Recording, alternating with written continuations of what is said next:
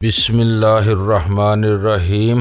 گمنام ہیرو کے معزز ناظرین السلام علیکم۔ آئیے چلتے ہیں کہانی کی طرف۔ تم وہاں کیوں رک گئے؟ تم بھی اندر آؤ نا، جہانگیر نے اسے الگ تھلگ دیکھ کر کہا، اور پھر ہم چاروں ڈرائنگ روم میں داخل ہو گئے۔ فی الحال میں بھی سفر سے تازہ لوٹا ہوں، تمہاری طبیعت بھی ناساز ہے، اس لیے آج رات آرام ہی کیا جائے تو مناسب ہوگا۔ کل کسی وقت بیٹھک جمائیں گے۔ ڈرائنگ روم میں چند منٹ بیٹھنے کے بعد جہانگیر نے میرے دل کی بات کہہ دی اور دونوں میاں بیوی ہمیں خوابگاہ کی طرف لے گئے۔ ہمارا ہلکا پھلکا سوٹ کیس دربان اندر لے آیا تھا۔ میدان صاف ہو گیا۔ میں یوں تو سلطان شاہ سے بھی بے تکلف تھا اور جہانگیر سے بھی، لیکن ان دونوں کے بارے میں کچھ ایسے حجاب بھی تھے جو ایک دوسرے کے سامنے ختم نہیں کیے جا سکتے تھے۔ جہانگیر میرا گہرا جگری دوست تھا، لیکن دوستی کے ناطے سے اس کے سامنے اپنی مردانگی کا بھرم قائم رکھنا بھی لازمی تھا۔ اس لیے غزالہ کے بارے میں بہتری باتیں ایسی تھی جو میں سلطان شاہ سے تو کر سکتا تھا، لیکن جہانگیر کے سامنے انہیں زبان پر لانے کا تصور بھی نہیں کر سکتا تھا۔ تم خبر تو لے آئے ہو، لیکن یہ اندازہ لگا سکتے ہو کہ وہ مجھ سے منہ پھیر کر کسی اور سے شادی پر کیوں مائل ہوئی؟ تخلیہ ہو جانے پر میں نے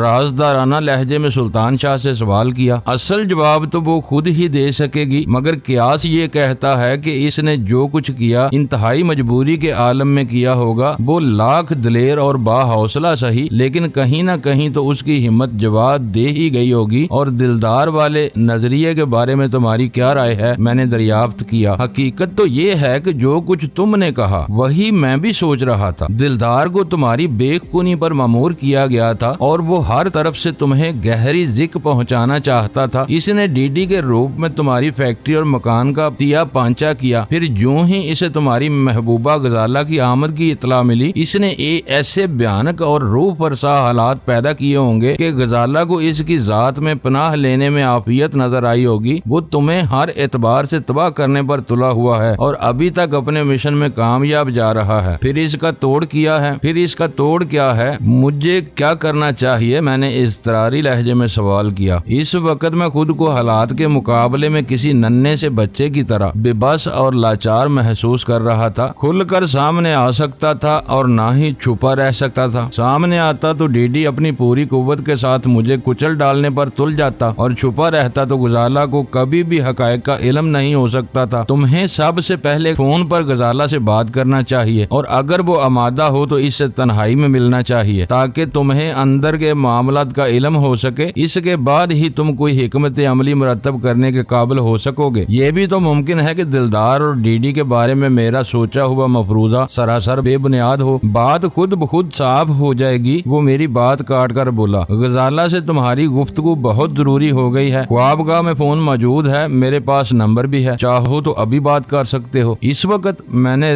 ریسٹ واچ پر نگاہ ڈالتے ہوئے کہا۔ رات کے 12 بج رہے ہیں۔ دلدار گھر پر موجود ہوا تو میری کال سے شبے میں پڑ جائے گا۔ اس وقت فون کرنا مناسب نہیں ہے۔ میرے خیال میں یہی وقت سب سے زیادہ مناسب ہے، سلطان شاہ نے اصرار کیا۔ دلدار موجود ہو تو کچھ کہے بغیر سلسلہ منقطع کر دینا، غزالہ ریسیور اٹھائے تو گفتگو کر لینا۔ پہلا امتحان تو یہی ہے کہ دلدار شریف آدمی ہے تو اسے اس وقت اپنے گھر میں اپنی نئی نویلی بیوی کے پاس موجود ہونا چاہیے۔ بصورت دیگر غزالہ اس وقت گھر پر اکیلی ہوگی۔ میری قوت فیصلہ کمزور ہو گئی تھی، لیکن میں نے سوچے سمجھے بغیر سلطان شاہ کا مشورہ قبول نہیں کیا۔ ہر پہلو سے غور کرنے کے بعد جب میں نے یہ اندازہ لگا لیا کہ فون کرنے میں کوئی نقصان نہیں ہے، تو میں نے سلطان شاہ سے دلدار اور غزالہ کے مکان کا فون نمبر لے کر رابطہ قائم کرنے کی کوششوں کا آغاز کر دیا۔ وہ یورپ کا کوئی شہر نہیں بلکہ کراچی تھا، اس لیے میں پے در پہ کئی کوششوں کے لیے تیار تھا، لیکن مجھے اس وقت تحیر امیز خوشی کا سامنا کرنا پڑا جب پہلی ہی کوشش میں دوسرے سرے سے گھنٹی کی آواز سنائی دینے لگی۔ لیکن طویل وقفے کے بعد غزالہ سے براہ راست رابطے کی وہ میری پہلی کوشش تھی، اس لیے میرا دل کن پٹیوں میں دھڑک رہا تھا۔ ٹیلی فون کے بزر کی آواز اس وقت میرے لیے ایک سنسنی خیز پہیلی بن کر رہ گئی تھی۔ مجھے کچھ علم نہیں تھا کہ آخر کار دوسری طرف سے دلدار بولتا ہے یا غزالہ ریسیور اٹھاتی ہے، لیکن میں انتظار کرتا رہا اور پھر دوسری طرف سے ریسیور اٹھا لیا گیا۔ سکوت کے چند ثانیے میرے لیے اضطراب انگیز ثابت ہوئے۔ ریسیور اٹھانے والے نے فوری طور پر بولنے کی بجائے میری طرف سے آغاز کلام کا انتظار کیا، لیکن میں سانس روکے ریسیور کان سے لگائے کھڑا رہا، اور پھر میرے کانوں میں ایک شناسا نسوانی آواز ترنم کا رس گول گئی۔ غزالہ نے فون پر صرف ہیلو کہا تھا اور وہی ایک لفظ میرے لیے بہت کافی ثابت ہوا تھا، کیونکہ میں اس کے جواب میں فون بند کرنے کی بجائے سلسلہ کلام جاری رکھ سکا تھا۔ دلدار صاحب موجود ہیں؟ میں نے حتی الامکان اپنی آواز کو نارمل رکھتے ہوئے سوال کیا۔ باہر گئے ہوئے ہیں۔ آپ کون صاحب بول رہے ہیں؟ اس کے لہجے میں تذبذب تھا،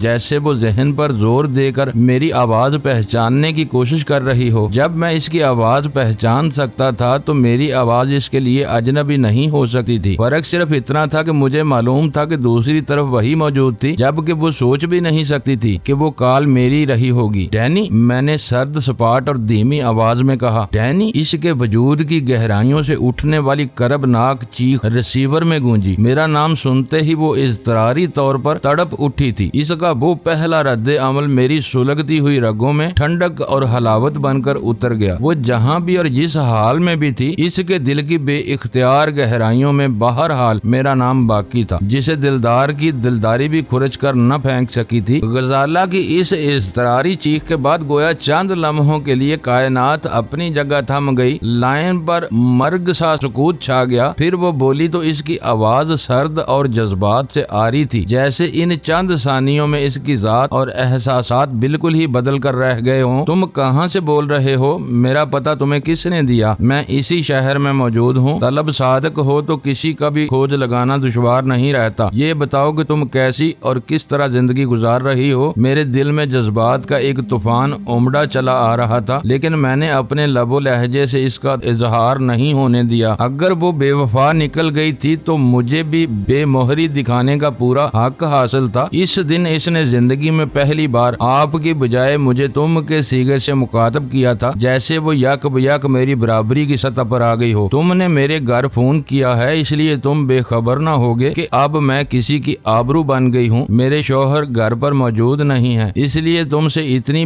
بات بھی کر رہی ہوں اور التجا کرتی ہوں کہ اب مجھ سے رابطہ قائم نہ کرنا۔ شادی کے بعد میری راہ تم سے الگ ہو گئی ہے۔ میں نہیں چاہتی ہوں کہ تمہاری وجہ سے میری پرسکون گھریلو زندگی میں کوئی تلاطم پیدا ہو۔ اس کا جواب سن کر میرا دل کٹ کر رہ گیا۔ اس کا لہجہ شکستہ اور آواز لرزاں تھی، جس سے ظاہر ہو رہا تھا کہ اس کے دل میں وہ سب نہیں تھا جو وہ زبان سے کہہ رہی تھی، لیکن یہ ایک اٹل حقیقت تھی کہ اس کی شادی کے بعد ہمارے راستے جدا ہو گئے تھے، جن کے دوبارہ ملنے کا بظاہر کوئی امکان باقی نہیں رہا تھا۔ چاہت پا لینے ہی کا دوسرا نام نہیں ہوتا غزالہ، میں نے گمبھیر لہجے میں کہا۔ ہر شخص کو اپنے مستقبل کے فیصلوں کی پوری آزادی ہوتی ہے۔ میں خود بھی نہیں چاہتا کہ میری وجہ سے تمہاری زندگی میں کوئی بدمزگی پیدا ہو، مگر میں ایک بار تم سے روبرو ملاقات ضرور کرنا چاہتا ہوں تاکہ تم سے ان سوالوں کے جواب دریافت کر سکوں جنہوں نے میرا سکھ چین برباد کر کے رکھ دیا ہے، لیکن میں تم سے نہیں مل سکتی۔ اس کی آواز میں کرب سمٹ آیا۔ ماضی میں ہماری دوستی ضرور رہی ہے، لیکن اب تمہیں مجھ سے کوئی سوال کرنے کا کوئی حق نہیں رہا ہے۔ میں کسی اور کی ہو چکی ہوں، تمہیں یہ حقیقت تسلیم کر لینا چاہیے۔ تمہارے لیے اب میں غزالہ نہیں رہی ہوں، میرا نام مسز دلدار ہے، جو تمہیں بھی قبول کر لینا چاہیے۔ ایک بار تو تمہیں ملنا ہی پڑے گا مسز دلدار۔ میں نے اپنے لہجے کو سپاٹ رکھنا چاہا، لیکن آواز میں خود بخود تلخی سی دار آئی۔ مجھے معلوم ہے کہ تم اب بھی گھر سے باہر لوگوں سے تنہا ملتی ہو۔ کچھ دیر پہلے ہی تم کانٹینینٹل میں ایک جاپانی جوڑے کے ساتھ تھیں، اس لیے مجھ سے کوئی ہیلا بہانہ نہیں چل سکے گا۔ برسوں کے عہد و پیما اور گہرے مراسم پل بھر میں نہیں بلائے جا سکتے۔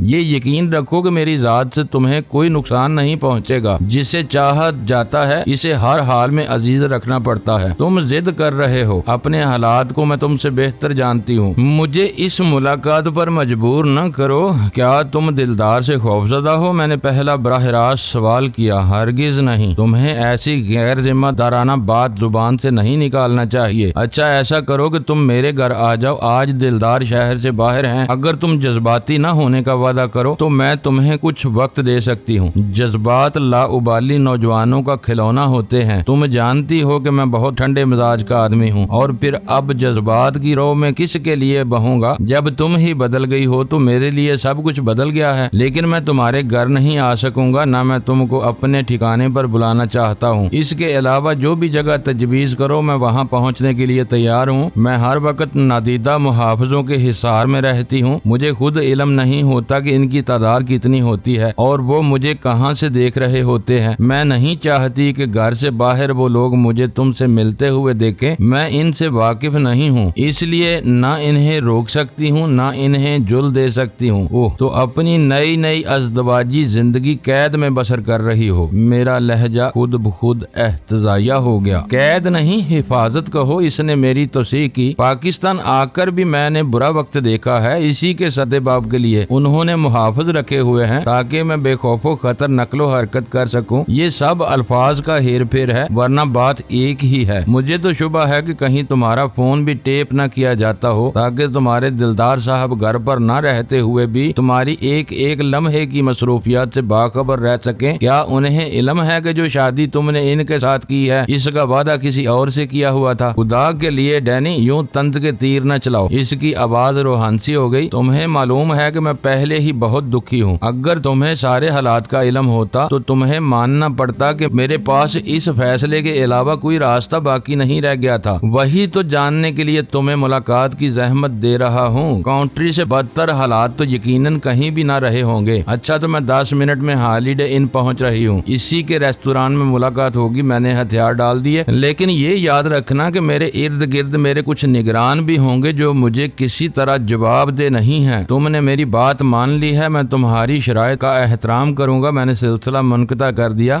ریسیور رکھتے ہی انٹرکام کی گھنٹی بجی۔ دوسری طرف جہانگیر لائن پر تھا۔ فون پر کس سے اتنی لمبی بات ہو رہی تھی؟ اس کی چہکتی ہوئی آواز ابری۔ غزالہ سے بات کر رہا تھا۔ جواب دیتے ہوئے شکست کے احساس سے میرے حلق میں تلخی سی گلنے لگی۔ اچھا ہوا کہ تم نے بات کر لی، مجھے تمہاری گاڑی درکار ہوگی۔ 10 منٹ میں ہالیڈے ان پہنچنا ہے۔ میں ابھی ڈرائیور سے کہہ دیتا ہوں، چاہو تو میں لیے چلتا ہوں۔ اس نے پیشکش کی۔ میں اس سے تنہائی میں 2 ٹوک باتیں کرنا چاہتا ہوں۔ سلطان بھی یہیں رکے گا۔ جاؤ، میں تمہاری گمشدہ محبت کی بازیابی کے لیے دعا گو رہوں گا۔ وہ پورے پاس منظر سے بے خبر تھا، اس لیے اس خواہش کا اظہار کر رہا تھا۔ اسے صرف اتنا ہی معلوم تھا جتنا سلمہ نے مجھے بتایا تھا۔ اگر سلطان شاہ کی دریافت کی ہوئی باتیں اس کے علم میں بھی آ جاتی تو اسے اندازہ ہو جاتا کہ نکاح پینسل کی الجھی ہوئی تحریر نہیں ہوتی جسے آسانی کے ساتھ مٹایا جا سکے۔ میں بستر سے اٹھا تو سلطان شاہ ہمدردانہ نظروں سے میری طرف دیکھ رہا تھا۔ میری یک طرفہ گفتگو سن کر وہ بہت کچھ سمجھ چکا تھا اور اس وقت زبان کھولنے کی ہمت نہیں کر پا رہا تھا، لیکن جب میں نے جوتے موزے پہننے کے بعد ایک پستول میں بھرا ہوا میگزین لوڈ کیا تو وہ ضبط نہ کر سکا اور اپنی جگہ چھوڑ کر میرے مقابل آ گیا۔ یہ کہاں لے جا رہے ہو؟ اس نے پستول پر ہاتھ ڈالتے ہوئے سوال کیا۔ فکر نہ کرو، یہ غزالہ کے لیے نہیں ہے۔ میں نے پستول اس کی گرفت سے چھڑانے کی کوشش کرتے ہوئے پھیکی مسکراہٹ کے ساتھ کہا، لیکن اس کا ساتھ لے جانا ضروری ہے۔ غزالہ کے شوہر نے اس کی نگرانی کے لیے کچھ لوگ رکھے ہوئے ہیں، ان کی طرف سے کوئی مداخلت ہوئی تو شاید اس کی ضرورت پیش آ سکتی ہے۔ میرا تصادم میں پہل کرنے کا کوئی ارادہ نہیں ہے، یہ تو خطرناک صورتحال ہے۔ میرا بھی ساتھ چلنا ضروری نظر آ رہا ہے۔ اس نے پستول چھوڑ دیا۔ تم اندر جا کر غزالہ کے ساتھ گفتگو میں منہمک ہو جاؤ گے۔ تمہارے فرشتوں کو بھی علم نہیں ہوگا اور وہ لوگ خاموشی سے تمہارے گرد گھیرا ڈال لیں گے۔ ان کے عزائم خطرناک ہوئے تو کہیں سے بھی چلائی جانے والی ایک نادیدہ گولی تمہارا کام کر جائے گی اور تمہیں اپنے پاس موجود پستول کو چھیڑنے تک کی مہلت نہیں مل سکے گی۔ میں تمہارے ساتھ چلوں گا تاکہ باہر رہ کر تمہارے گرد و پیش پر نظر رکھ سکوں۔ اس کی دلیل وزنی اور معقول تھی۔ پھر جہانگیر کو بھی ساتھ لینا پڑے گا ورنہ وہ برا مان جائے گا۔ اس نے خود ساتھ چلنے کی پیشکش کی تھی، وہ بھی تمہارے ساتھ باہر رکا رہے گا۔ میری رضامندی پاتے ہی سلطان شاہ فوراً میرے ساتھ ہو لیا۔ ہم راستے ہی میں تھے کہ جہانگیر بھی مل گیا۔ ڈرائیور نے گاڑی نکال لی ہے، ذرا جلدی واپس لوٹنے کی کوشش کرنا، ذہن تمہاری طرف لگا رہے گا۔ میرا خیال ہے کہ تم بھی ساتھ چلو۔ ڈرائیور کو چھوڑ دیتے ہیں، میں نے آہستگی سے کہا۔ اس کی آنکھوں سے حیرت جھانکنے لگی۔ خیریت تو ہے؟ ابھی منع کر دیا تھا، اب ساتھ لے جا رہے ہو؟ کیا کوئی لمبا چکر ہے؟ آ جاؤ، راستے میں بتاؤں گا، میں نے خفیف سی مسکراہٹ کے ساتھ کہا اور وہ سر جھٹک کر اندر چلا گیا۔ ہم پھر دونوں ڈرائنگ روم میں آ بیٹھے۔ جہانگیر کو دلدار سے غزالہ کی شادی کے واقعے کی ہوا بھی نہیں لگنا چاہیے۔ میں نے سرگوشیانہ لہجے میں سلطان شاہ کو ہدایت کی، میں اسے صرف اتنا بتاؤں گا کہ اس کے کسی ہمدرد نے اس کی حفاظت پر آدمی مامور کیے ہوئے ہیں جن کی طرف سے کسی کارروائی کا خطرہ پیش آ سکتا ہے، اس لیے میں تم دونوں کو ساتھ لیے جا رہا ہوں۔ اسی اثنا میں جہانگیر کے ساتھ سلمہ بھی آ گئی اور مجھے دیکھ کر دور ہی سے بولی، کمال ہے کہ تم نے اتنی جلدی غزالہ کا سراغ لگا لیا اور ہمیں اس کی ہوا بھی نہیں لگنے دی۔ کہاں ہے وہ اور کس حال میں ہے؟ ملاقات ہوگی تو تفصیل کا علم ہوگا۔ میں نے براہ راست راست اس کی طرف دیکھے بغیر سرسری لہجے میں کہا، وہ کسی کے ساتھ چل رہی ہے لیکن یہ معلوم نہیں کہ ان دونوں میں تعلقات کی نوعیت کیا ہے۔ جہانگیر غزالہ کی شادی چھپانے کا واحد مقصد یہ تھا کہ اس اعتراف کے بعد میں سلمہ کی نظروں میں شرمسار نہیں ہونا چاہتا تھا۔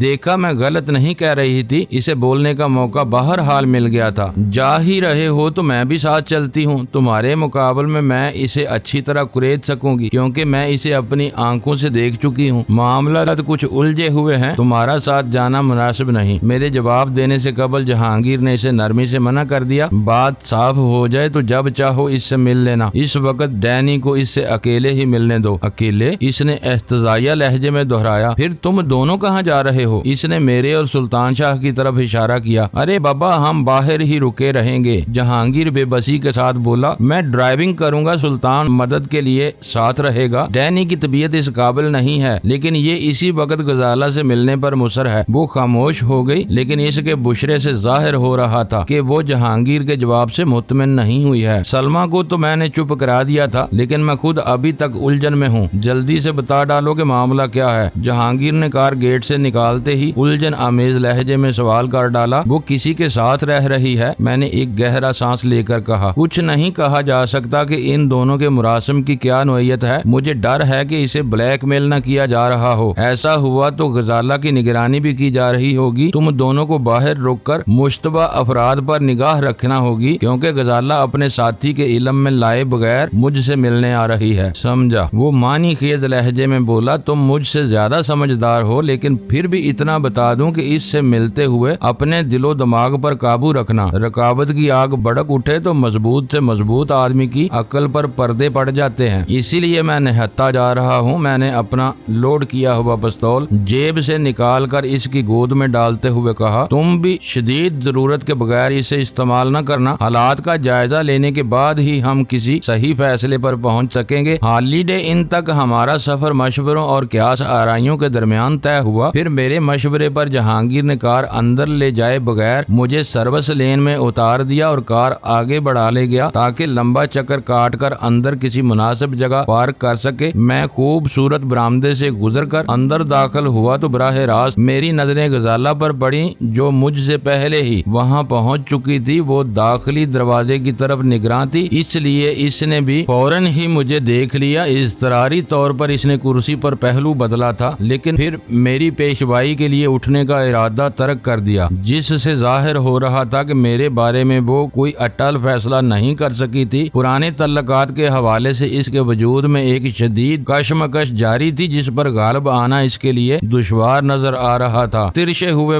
خوبصورت بالوں اور تر و تازہ چہرے کے ساتھ وہ آسمان سے اتری ہوئی کوئی حسین حور نظر آ رہی تھی۔ اس کے بدن پر گلابی سلک کا وہی نرم اور لچکیلا سوٹ موجود تھا جس میں ملبوس وہ تھوڑی دیر قبل نظر آئی تھی۔ نئے وعدے کی پاسداری کا شکریہ مسز دلدار۔ قریب پہنچ کر میں نے اس کے مقابل کرسی سنبھالتے ہوئے آہستگی کے ساتھ کہا، اسے اپنے روبرو پا کر میرے دل و دماغ میں محبت، اپنائیت، نفرت اور خلش کی ایک ہولناک آگ بھڑک اٹھی تھی جس کی ہلکی سی کسک میرے لہجے میں بھی جھلک آئی تھی۔ اس نے اپنی بڑی بڑی سیاہ آنکھیں اٹھا کر میری طرف دیکھا جن میں میرے لیے ہمدردانہ جذبات نمایاں تھے۔ لمحہ بھر کے لیے ہماری نگاہیں چار ہوئیں، پھر اس نے میری شکایتی نظروں کی تاب نہ لا کر پلکیں جھپکاتے ہوئے سر جھکا لیا۔ تم نے بلایا تھا، میں آ گئی ہوں لیکن ہمارا زیادہ دیر تک یوں مل بیٹھنا مناسب نہ ہوگا۔ مل بیٹھنے کی تو کوئی گنجائش ہی نہیں چھوڑی ہے تم نے، لیکن میں تمہارے اس فیصلے کا سبب ضرور جاننا چاہتا ہوں۔ سبب بتانے کی ضرورت تو نہیں ہونی چاہیے۔ وہ مجھ سے نظریں چرا کر میرے لیے چائے بناتے ہوئے بولی، جب تم نے میرا سراغ لگا لیا ہے تو تمہیں یہ بھی معلوم ہو چکا ہوگا کہ ممی اور ڈیڈی اب اس دنیا میں نہیں ہیں۔ تمہاری تلاش میں نکلنے سے پہلے میں وہ سب دیکھ چکا تھا۔ وہ واقعہ جب جس طرح ہوا اس پر آج بھی میرا دل اداس ہے، لیکن کسی کے بھی ماں باپ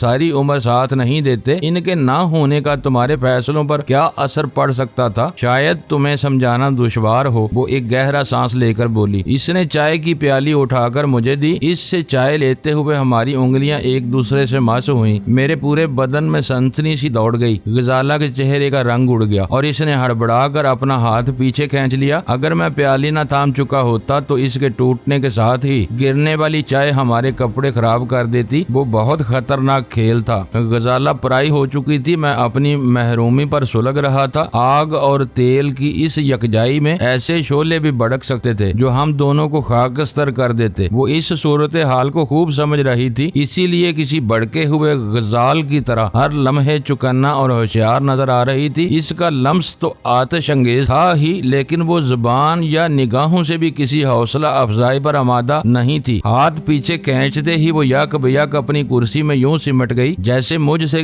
خوفزدہ ہو گئی ہو، لیکن میں جانتا تھا کہ وہ میرا خوف نہیں تھا، میرا خیال ہے کہ اس دل میں زندہ تھا، اور وہ اپنے من کے اس چور سے ڈر رہی تھی جو موقع پا کر اسے کسی لغزش پر اکسا سکتا تھا۔ انگلینڈ میں اپنی عزت اور زندگی کے تحفظ کے لیے میں نے خون کا سمندر عبور کیا ہے۔ چند ثانیوں کی خاموشی اور چند گہرے سانسوں کے بعد وہ بولی، میں ہر طرف بکھرے ہوئے زہریلے کانٹوں سے اپنا دامن بچائے رکھنے کی کوشش میں نہ جانے کتنی بار خود بھی لہو لہان ہوئی۔ ہر موڑ پر مجھے تمہارا انتظار رہا، میں کسی مضبوط سہارے کے لیے ترستی رہی، لیکن تم شاید مجھ سے بہت دور کہیں اپنی انا کی کوئی خوفناک جنگ لڑ رہے تھے۔ تمہاری یاد کو اپنے سینے سے لگائے میں نے اپنے ناقابل تصور جدوجہد جاری رکھی، اور کچھ عرصے پہلے انگلینڈ میں اپنے خون کے پیاسوں کو چکمہ دے کر پاکستان آنے میں کامیاب ہو گئی۔ یہاں گھر گئی تو وہ برباد ہو چکا تھا۔ مجھے یہ تک نہ معلوم ہو سکا کہ میرے ماں باپ کی قبریں شہر کے کس کونے میں ہیں، نہ تمہارا کوئی پتہ تھا۔ میں 2 دن تک میوا شاہ قبرستان میں بھوکی پیاسی ان بے نام قبروں سے لپٹ لپٹ کر روتی رہی جن پر کوئی کتبہ نہیں تھا۔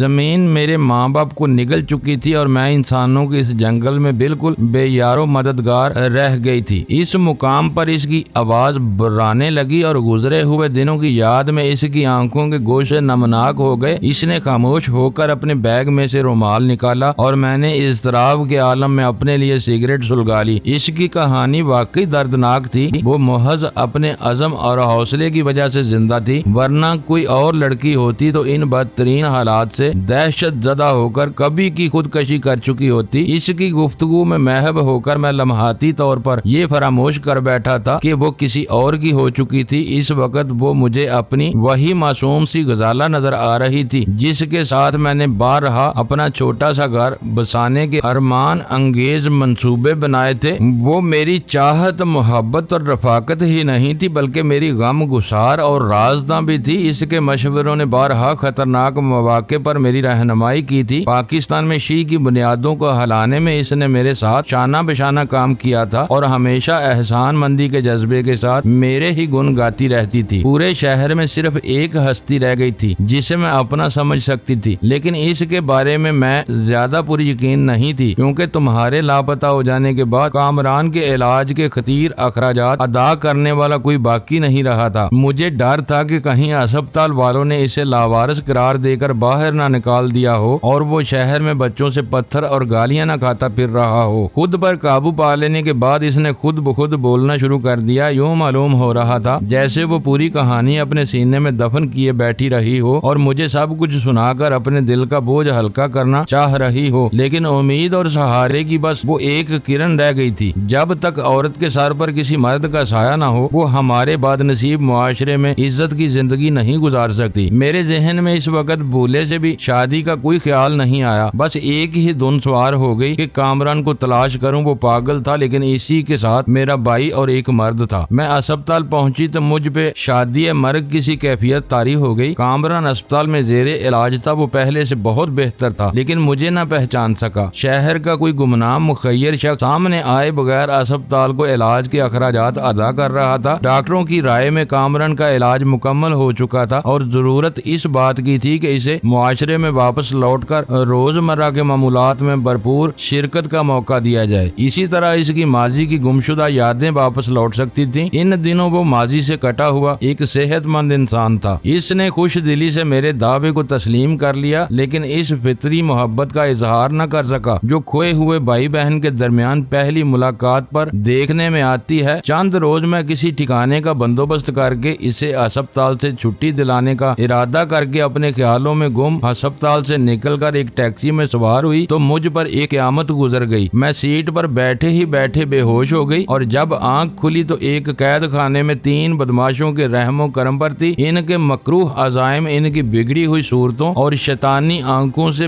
بالکل واضح تھا۔ انہوں نے باتوں ہی باتوں میں موت کا خوف دلا کر مجھے شیشے میں اتارنا چاہا اور مجھے آخری سانس सांस तक मुजाहमत पर आमादा देखकर इन दरिंदों ने मुझ पर यलगार कर दी। वो मेरी जिंदगी के बदतरीन और डरावने लम्हात थे। जिस जिल्लत से मैं सारी जिंदगी बचती चली आई थी, इस रोज वो मेरी पेशानी की स्याही बनती हुई नजर आ रही थी कि अचानक मेरी चीखों में किसी मर्दाना ललकार सुनाई दी। बाहर की फजा में चंद गोलियां चलने की आवाज आई और वो तीनों बुरी तरह खौफजदा हो गए। वो हाथ आया हुआ शिकार छोड़ने पर आमादा नहीं थे, लेकिन कोई नामालूम शख्स मौत बनकर इनकी तरफ बढ़ रहा था। उन्होंने चीखें रोकने के लिए मेरा मुंह बंद करना चाहा, लेकिन मैंने दांतों और नाखूनों से इन्हें नोच कर रख दिया। मदद की उम्मीद पैदा होते ही मेरे बदन में लड़ मरने की एक नई कुव्वत बेदार हो गई थी। जेल जैसी गहरी आंखें खला में किसी नुक्ते पर मरकूज किए वो इस इन्हमाक से वो अपनी कहानी सुना रही थी, जैसे गुजरे हुए वाक़यात इसके सामने फिल्म की तरह गुजर रहे हों और मैं मबहूत बैठा वो दास्तान सुन रहा था जो शायद मेरे हालात से भी ज्यादा दर्दनाक थी। आखिरकार वो तीनों मुझे छोड़कर फरार होने लगे। मैं भी इनके पीछे तय खाने से निकली तो खुद को एक वीरान इमारत के खुले हुए और उजाड़ अहाते में पाया। वो तीनों खुद रो झाड़ियों और दरख्तों की आड़ लेकर किसी तरफ भाग निकले और मैंने इस वीराने में एक स्याह कार के बाहर एक शख्स को रिवाल्वर बदस्त देखा तो बे